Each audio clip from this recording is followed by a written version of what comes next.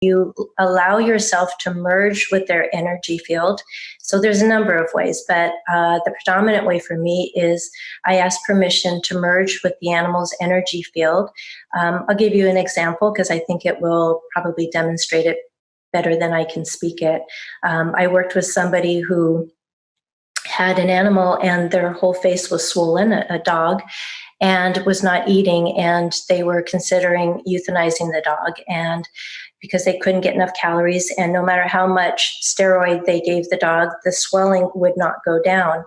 And when I merged with the animal, everything faded into almost like an X-ray vision of their sinuses and their cranium. And when I was feeling into it, I was feeling a lot of pressure on the right side of the head and the face, and I could see the bone. And I just saw the word in my head, mass.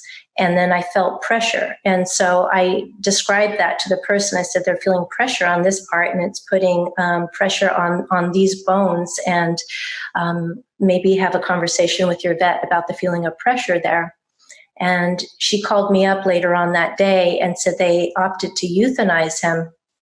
And then they ended up doing an autopsy, and the next day they found that he had a mass behind the right eye. And so for me, I merge into it, and then I rely on my abilities to be able to use kind of my inner seeing, my inner hearing, to be able to feel into the experience that they're having a little bit more. And then I just go into describing. I never diagnose. I'll just describe how it is for them. But the hows of it is to understand the nature that we're all energy, and as such, we're all one. And so where I was connected with the dog, just by having somebody present the dog to me, I could start feeling into the connection where we're unified. And then that started bringing pictures to my mind's eye. And that was how I knew what was going on with that particular dog.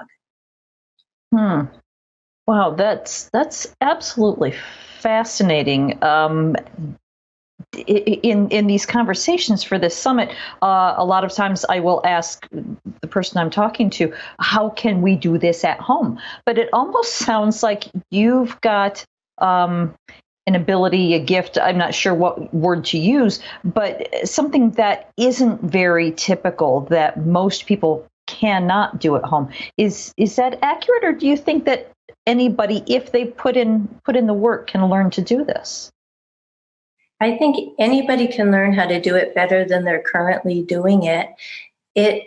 It's taken a long time for me to bring a lot of self-awareness, to be aware of what my emotional response is to a situation, because I do a lot of work with abused animals, very, very injured animals that maybe, say, don't even want to do the job that they're doing, and having to sift through all those layers and then again, not make assumptions and not project. Because of that, I feel like animals have been my spiritual path, because they've really brought me into this place of such self-awareness of what belongs to me and what doesn't belong to me. And I think just having a lot of life experience that has elicited a lot of emotional states for me has given me the bandwidth to be able to kind of navigate through the spectrum of what I feel. I think that would be a little bit, say, more a part of what you're calling a gift. But in terms of being able to access information, I feel like the emotional GPS that all of us were born with is how we navigate through this. And when you tap into that in a really clean way, by first being aware of what you're feeling and what your experiences are in any one day, then you can then notice what it feels like to connect deeply with another being, whether it's your partner or your dog or a boss or a friend. But you notice something that arises within you that is more than solely yourself by yourself. And where you intersect is really rich with information, because that's where your hearts actually really connect deeply. And that's where the fun and that's where the magic is. Okay, so I'm glad that you brought up the self-awareness part, because it goes back to one of my first questions where you're saying, when I asked, they look so sad, and you said, you're projecting your own stuff onto them. But then you were talking about working with abused animals, and it reminds me of the Sarah McLachlan commercial where they're showing all these abused animals. I can't even watch the commercials. I have to turn it off because I'll start crying just watching this commercial. So how do you I guess remove that might not be the right word. I hope you're getting at what the question I'm asking. How do you connect with a creature that's been horrifically abused and hear their story in a way that nobody else can without it tearing you apart? I don't think it ever stops tearing you apart, but I think when you show up for another person that is in pain, and you can let go of any effect it has on you, and you're truly showing up for another being in such a pure way, I think it changes the experience of being abused to being seen, and I think it brings them healing. And so when someone is able to put aside what it makes them feel and they show up anyways, it changes them, because I think when they're seen in that moment and you know what went on for them and you acknowledge it, it becomes a gateway for them to heal. And I think all of us that are healers, light workers, have some element of heartache that is the original source of our gifts. And in that moment where you're acknowledging an animal that has been abused and you're showing up in such a deep way, they can then bring that gift to other beings that have the same or similar experience, and it has a ripple effect in this world. And otherwise it would make all of us crazy, because there's no element of trying to understand what level of pain allowed another being to abuse another being in that way. There's no way to understand it with your mind. It's a way of being able to discharge pain that another person couldn't hold on their own. Right. Thank you for addressing that. I know that's it's a difficult question, but it brings up another, of course, another question.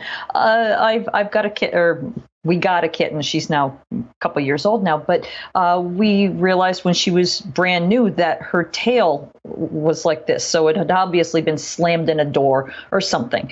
And she is now extremely skittish. The slightest noise makes her jerk. And even though she absolutely trusts us, she's comfortable with us, she just freaks out very easily. So in a situation like that, where we know something bad happened to her, so she was in a lot of pain at some time, and now she's terrified of loud noises or sudden movements. How can you work with an animal without knowing exactly what happened or what to do about it to allow her to feel that we're not going to hurt her? So the way I would address that is, what your kitty is feeling is something that is part of a past phenomenon, a past experience. And when you're noticing she has that behavior, it becomes really easy to join her energetically in the ways she's justified her skittishness. But if you set up the dominant vibration that everything is well and that she's safe physically and emotionally, and you don't let her reaction dilute your ability to focus that everything is well, she'll eventually join you where everything is well. And it's an ability to focus more than anything. And so when you keep reassuring her that everything is well because we're in this present moment, and you yourself are letting go of what you mentally know about why she does what she does, and then you say, okay, I'm not going to join her with that. I'm going to set this dominant frequency that in this moment she's completely loved, she's completely adored, whether she's skittish or not, and I feel at peace with myself. I feel at peace within this household. I would love her to join up with me in the frequency of peace in this household. And you just begin to transmit and radiate that. She'll join up with that. So what animals are really, really good at, just the way angels are, is the ability to transmit and radiate energy. We use words and they get botched up, they get misinterpreted. We're dependent on another person's perspective so that they can actually hear us. We're limited to our perspective. And when you're just transmitting energy, whether it's unconditional love or peace or any of those emotions that help another being to heal, it doesn't get misinterpreted as easily because it's universal. It's more dependent on another being's ability to receive it. And so you have a higher chance of being able to be heard if you just simply transmit energy. It's a long-winded answer to your question, but I don't know if that helped. Yeah, that was actually very helpful. Thank you for that. I didn't think it was long-winded at all. So then it feels like you're saying that by connecting with our animals, we can actually become better listeners simply by just sort of tuning into their vibe as opposed to expecting them to tune into ours. Is that accurate? I think so. It takes us out of ourself, and the ability to meet them where they are is actually quite magical because they have a very different perspective than we do. We have our humanness, and a lot of us depend on our logic, which I'm proficient in, more than our emotional lives to be able to connect with another being.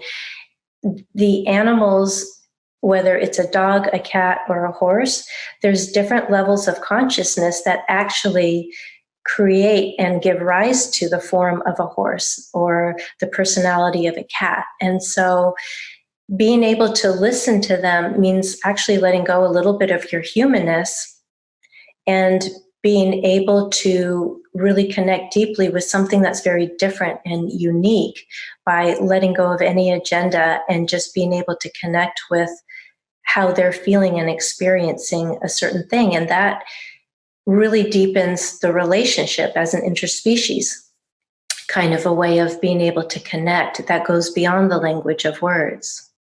Thanks for listening. Check out Castle Gate, a novel based on my own ancestral healing journey at lisabonis.com. In 1921, 4 men set off from Scotland to the United States. Will Garrock, his brother Pete, his son Willie, and his nephew Thomas, all coal miners. They left behind the miners' rows and the nationwide mining strike with its soup kitchens. Their destination was Castlegate, Utah, where they had kin to welcome them before sending for their wives and children.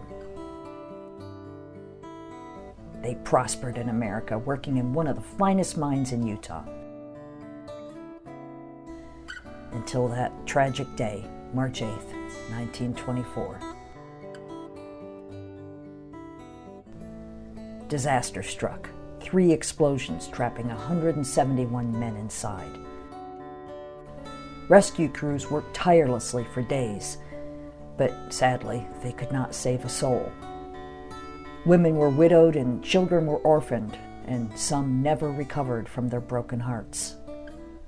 Castlegate is the true and tragic saga of a Scottish family whose dreams of finding their fortunes in the bountiful coal mines of Castlegate, Utah during the Prohibition era explode in one of the most devastating mine disasters in American history.